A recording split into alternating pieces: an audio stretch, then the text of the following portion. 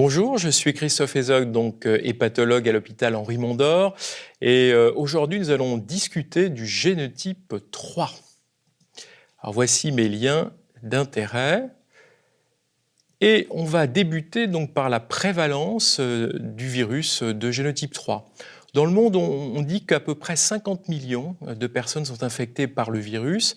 Et en France, c'est le deuxième virus le plus fréquent, c'est-à-dire qu'à peu près un patient sur 5 en France est infecté par le génotype 3. Alors bien entendu, il y a une différence en fonction du mode de contamination. Il est beaucoup plus fréquemment observé lorsque le mode de contamination est l'usage de drogue, puisqu'il représente un petit 40%. Et donc c'est le virus le plus fréquent chez les usagers de drogue, ce qui veut dire que chez nos futurs patients que l'on va dépister dans cette catégorie, eh bien, il y aura probablement une large proportion de patients avec le génotype 3. Alors à l'opposé, chez les patients qui ont été contaminés par la transfusion sanguine, ils ne représentent qu'à peu près 10% des patients. Alors ce génotype 3, il a certaines spécificités, certaines particularités. La première, c'est que la vitesse de progression de la fibrose semble plus rapide. Le deuxième, c'est qu'il se complique volontiers plus fréquemment de carcinomes hépatocellulaires. La stéatose est également beaucoup plus prévalente chez les patients de génotype 3 par rapport aux autres génotypes. Et in fine, eh bien, le génotype 3 est associé à plus de complications et un risque élevé de décès. Et donc, en raison de toutes ces particularités, eh bien, on comprend aisément qu'il faille traiter ce patient le plus tôt possible pour éviter la cirrhose et pour éviter les complications. Alors on va rentrer un petit peu dans le détail avec cette cohorte suisse et on voit très bien que la proportion de patients qui a une fibrose sévère ou une cirrhose, eh bien, au cours du temps est plus élevée chez les patients infectés par le génotype 3 par rapport aux autres génotypes. Donc vitesse de progression de la maladie plus rapide. Ensuite, ici, c'est une étude de l'hôpital Jean Verdier, c'est une analyse rétrospective, mais d'une étude prospective, et vous voyez très bien que le fait de survivre sans CHC eh bien, est significativement moins fréquent chez les patients infectés par un génotype 3 par rapport aux autres patients infectés par les autres génotypes. Et encore une fois, si on regarde l'incidence du CHC avec un suivi médian d'environ 5 ans, eh bien, on voit qu'il est de 44% chez les patients infectés par un génotype 3 versus 26% pour les autres génotypes. Donc là encore, une différence significative. Et maintenant, si l'on regarde les facteurs prédictifs associés à la survenue de CHC, eh bien on voit que le génotype 3 est un facteur prédictif. Donc c'est un génotype qui peut être associé à une survenue, à un développement plus fréquent de carcinomes hépatocellulaires. Alors, la stéatose, ici vous avez à peu près 8 études qui ont étudié la prévalence de la stéatose et on voit très clairement que la stéatose est plus fréquente chez les patients de génotype 3 par rapport aux autres génotypes. 73% en gros versus 50%. Ça veut dire que pour les patients de génotype 3, vous avez une stéatose qui est probablement liée au syndrome métabolique, comme pour les autres génotypes, mais vous avez également une stéatose viro-induite. Alors tout le problème est de savoir quel est l'impact, quelles sont les conséquences associées à cette stéatose et aujourd'hui, ce n'est pas bien clair. Peut-être que la vitesse de progression plus rapide de la fibrose n'est pas liée à cette stéatose. Peut-être que le risque de CHC plus fréquent est-il lié à cette stéatose. Aujourd'hui, on ne connaît pas bien l'impact de cette stéatose viro-induite sur la progression de la maladie et sur le développement des complications. Mais en tout cas, la stéatose est plus fréquente. Et puis, dernier point, alors ça, c'est un large registre américain, près de 30 000 patients. Eh bien, on voit très clairement qu'il y a plus de cirrhose décompensée, plus d'hospitalisation, plus de carcinomes hépatocellulaires chez les patients qui sont infectés par le génotype 3 par rapport aux autres génotypes. Et in fine, eh bien, on voit que le risque de décès est significativement augmenté chez les patients de génotype 3 par rapport aux autres génotypes. Donc je pense que vous avez clairement vu que le génotype 3 est associé à une vitesse de progression de la maladie qui est plus rapide, à la survenue de complications plus fréquentes comme le carcinome hépatocellulaire et même un risque de décès plus important par rapport aux autres génotypes. Donc on comprend aisément qu'il faille absolument traiter ces patients infectés par le génotype 3 le plus rapidement possible, le plus précocement possible pour éviter la cirrhose et les complications. Alors, il y a un autre point également qui est important et qui explique qu'il faut traiter tous les patients de génotype 3, c'est que ce génotype 3, il est difficile à traiter lorsque le patient a une cirrhose. On va voir qu'à l'inverse, c'est très facile de traiter un patient génotype 3 qui n'a pas de cirrhose. Mais alors, lorsque aujourd'hui on a une cirrhose avec les médicaments disponibles, ça marche bien, mais on ne peut pas guérir tous les patients. Donc, encore une fois, il faut traiter avant la cirrhose le plus précocement possible. Alors, on va commencer par cette étude Boson qui a été publiée récemment dans Gastroenterology. Le but était d'évaluer l'efficacité et la tolérance de l'association sofosbuvir plus ribavirine, en gros pendant 24 semaines, à également interféron pégylé, ribavirine et sofosbuvir pendant 12 semaines. Alors on voit très clairement que pour sofosbuvir et ribavirine dans un premier temps, cette stratégie est suboptimale que les patients soient cirrhotiques ou non cirrhotiques. On n'arrive pas à dépasser 90% de réponses virologiques soutenues et on est même aux alentours de 80% chez les patients cirrhotiques. Donc clairement, il faut abandonner cette stratégie thérapeutique chez les patients infectés par un génotype 3.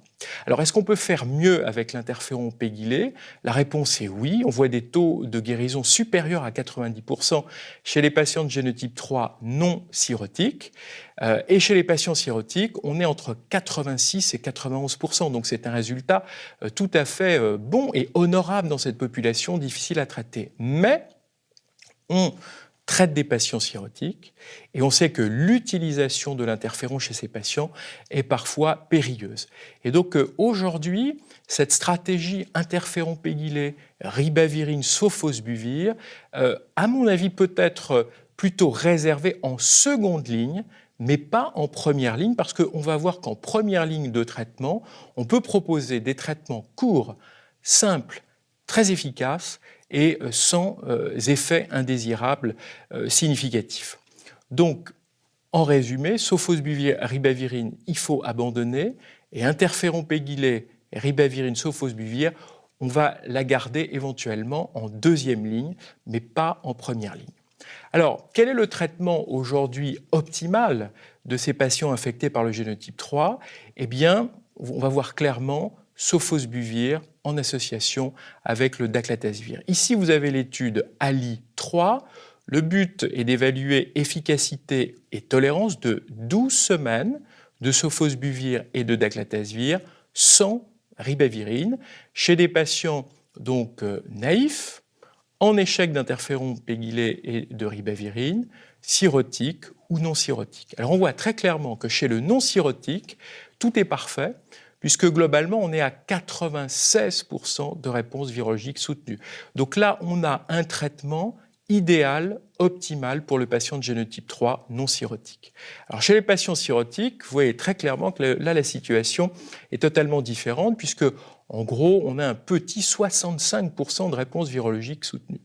Donc cette stratégie, autant elle est parfaitement adaptée aux patients de génotype 3 non cirrhotique, autant elle n'est pas adaptée aux patients de génotype 3 cirrhotique. Alors comment améliorer la situation ? Première possibilité, on garde cette durée courte de 12 semaines, mais on va ajouter la ribavirine. Et c'est le but de cet essai Ali3+, essai franco-australien qui a été publié récemment dans Hepatology. Et vous voyez très bien que chez les patients cirrhotiques, eh bien, qui reçoivent 12 semaines avec de la ribavirine, eh bien, on atteint presque 90% de réponses virologiques soutenues. Donc on voit bien que l'ajout de la ribavirine a un effet tout à fait bénéfique sur la probabilité de guérir. Et cette stratégie pourrait être donc intéressante chez ces patients. Alors le seul bémol, c'est que vous voyez qu'il n'y a que 17 patients qui ont reçu cette stratégie. Donc c'est difficile de recommander de façon solide, robuste, cette stratégie thérapeutique chez les patients les plus difficiles à traiter, c'est-à-dire les patients de génotype 3 avec une cirrhose. Et c'est pour ça que l'AFEF, aujourd'hui, ne recommande pas cette stratégie thérapeutique. Mais ce n'est pas gravé dans le marbre, c'est-à-dire que si nous avons des données, en particulier des données de vie réelle, montrant que la stratégie est particulièrement efficace, eh bien, on pourra tout à fait modifier et changer cette recommandation. En tout cas, c'est une piste, et c'est une piste à suivre dans le futur. Alors, autre stratégie, cette fois, c'est on se passe de ribavirine, mais on va prolonger la durée du traitement jusqu'à 24 semaines. Et ici, vous avez les résultats de l'ATU française d'aclatesvir. Donc là, on est dans la vie réelle. Ce n'est pas un essai randomisé. Et le choix, bien sûr, de la stratégie thérapeutique était fait par le médecin. Alors, chez les patients ayant une cirrhose compensée, vous voyez très clairement que sofosbuvir, d'aclatesvir pendant 24 semaines eh bien, semble être un traitement optimal puisqu'on a obtenu 90% de réponses virologiques soutenues. Mais là, vous voyez que ça a été étudié sur 100 patients. Donc là, c'est beaucoup plus robuste, c'est beaucoup plus solide. Et on peut très clairement recommander cette stratégie thérapeutique sans aucun état d'âme. Alors la question, c'est est-ce que si on ajoute en plus la ribavirine, est-ce qu'on fait encore mieux? Dans notre expérience, vous voyez très clairement qu'on ne fait pas mieux. Alors, soit c'est parce que la ribavirine, lorsqu'on prolonge la durée du traitement à 24 semaines, n'apporte plus rien, et c'est la première hypothèse. La deuxième hypothèse, c'est que, étant donné qu'on n'est pas dans un essai randomisé, eh bien, c'est que les patients qui ont reçu 24 semaines avec ribavirine étaient plus sévères que ceux qui ont reçu 24 semaines sans ribavirine. C'est un biais possible de ces études de vie réelle. Mais alors, quand on regarde comme ça, on ne voit pas de différence sur les caractéristiques initiales des patients. Donc on peut penser que l'ajout de la ribavirine chez ces patients qui ont une cirrhose compensée n'apporte rien. En tout cas, clairement, et c'est l'une des recommandations fortes de ces recommandations donc réactualisées récemment par la FEF, c'est pour le patient de génotype 3 avec une cirrhose compensée, sofosbuvir, d'aclatesvir pendant 24 semaines, un traitement tout à fait optimal et idéal. Alors, dans le futur, est-ce qu'on peut s'attendre à mieux? Alors, vous avez sofosbuvir et velpatasvir. Velpatasvir, c'est un inhibiteur de NS1K de deuxième génération. Vous avez cet essai Astral 3 qui vient d'être publié dans le New England Journal of Medicine. Alors là, les patients recevaient 12 semaines sans ribavirine, qu'ils soient cirrhotiques ou non cirrhotiques. On voit que chez les patients non cirrhotiques, on est à plus de 90% de réponses virologiques soutenues, c'est-à-dire qu'on a des résultats similaires à ce qui a été observé avec sofosbuvir et d'aclatesvir. Donc là, ça n'apporte pas grand-chose. Mais alors maintenant, si on se focalise sur les patients qui ont une cirrhose, là, il n'y a que 12 semaines de traitement et on voit des taux qui sont entre 89% et 93%. Alors, c'est-à-dire qu'on n'a pas l'impression que ça apporte grand-chose et qu'on est toujours à peu près avec une dizaine de pourcents d'échecs. Mais la durée du traitement n'était que 12 semaines. Il y a un point également, c'est que dans cette étude, la définition de la cirrhose était à partir de 12,5 kPa. Dans les autres essais, que ce soit Ali 3+, ou même dans l'ATU d'aclatesvir française, la définition était à plus de 14,6 kPa. Ce ne sont pas exactement les mêmes patients. On ne peut pas exclure que dans cet essai Astral 3, il y ait quelques patients avec une cirrhose très jeune, voire non cirrhotique, qui étaient inclus. Donc, aujourd'hui, pour les patients de génotype 3 avec cirrhose, bien entendu, cette stratégie sofosbuvir et velpatasvir est probablement très intéressante parce qu'il n'y a pas de ribavirine et elle est courte, mais est-elle vraiment optimale? On ne le sait pas et on a pris le choix à la FEF de proposer d'ajouter de la ribavirine pour essayer de dépasser cette barre des 90%, peut-être de dépasser 95% et pourquoi pas atteindre pratiquement 100%. En tout cas, jusqu'à la fin de cette année, cette stratégie ne devrait pas être disponible en France. Et donc, aujourd'hui, 2016, sofosbuvir plus daclatasvir uniquement. En 2017, sofosbuvir et velpatasvir prendra probablement le relais. Alors, chez les patients qui ont une cirrhose décompensée, là, c'est les plus difficiles. Les données de l'ATU française ne sont pas intéressantes parce qu'elles sont fondées sur très peu de patients. Mais on a une autre ATU ou un Early Access Programme anglais. Et là, on voit également un nombre important de patients, plus de 100 patients, que sofosbuvir plus daclatasvir plus ribavirine pendant 12 semaines permet d'obtenir 70% de réponse virologique soutenue. Donc c'est pas mal, mais on est tout de même assez loin des 90-95% pour pouvoir dire que cette stratégie est optimale. Donc c'est toujours la même question, est-ce qu'on peut améliorer, est-ce qu'on peut faire mieux? Et donc la question c'est est-ce qu'on peut prolonger à 24 semaines? Est-ce qu'on peut prolonger à 24 semaines avec de la ribavirine? Et vous avez un autre Early Access Programme, c'est un Early Access Programme européen. Alors là, ce sont des données qui sont préliminaires, donc il faut être extrêmement prudent. Mais vous voyez qu'on a l'impression que le taux de réponse virologique soutenue le plus élevé est obtenu chez les patients qui reçoivent 24 semaines avec de la ribavirine. Ce n'est pas fondé sur un nombre très important de patients, donc on doit attendre des résultats de cette cohorte, mais vous voyez qu'on commence à flirter avec les 90%. Donc aujourd'hui, les recommandations de la FEF chez les patients de génotype 3 avec une cirrhose décompensée, eh bien, elles sont plutôt ceinture et bretelles, c'est-à-dire 24 semaines avec de la ribavirine. Est-ce qu'on va pouvoir faire mieux dans le futur? Je reviens à sofosbuvir et velpatasvir avec un autre essai, aussi publié dans le New England Journal of Medicine, c'est Astral 4. Dans cet essai, tous les patients ont une cirrhose décompensée. Ils ont été traités pendant 12 semaines sans ribavirine, ou 12 semaines avec ribavirine, ou 24 semaines sans ribavirine. Et si on se focalise chez les patients de génotype 3, eh bien vous voyez très clairement que la stratégie thérapeutique qui semble la plus efficace, avec des taux de réponse un peu en dessous de 90%, mais dépassant les 80%, 85%, eh bien c'est sofosbuvir, velpatasvir et ribavirine. Donc vous voyez que chez le patient G3 cirrhotique, dans le futur, en 2017, sofosbuvir, velpatasvir et ribavirine pendant 12 semaines pourrait être une stratégie optimale. Mais aujourd'hui, si vous avez un patient infecté par un génotype 3, en 2016, eh bien ce sera sofosbuvir, daclatasvir et ribavirine pendant 24 semaines. Donc cette dernière diapositive, juste pour résumer les recommandations de la FEF, en fait elles sont très simples. Chez les patients qui ont un génotype 3 et qui n'ont pas de cirrhose, j'inclus bien entendu les patients F3. La stratégie recommandée est sofosbuvir, daclatasvir pendant 12 semaines.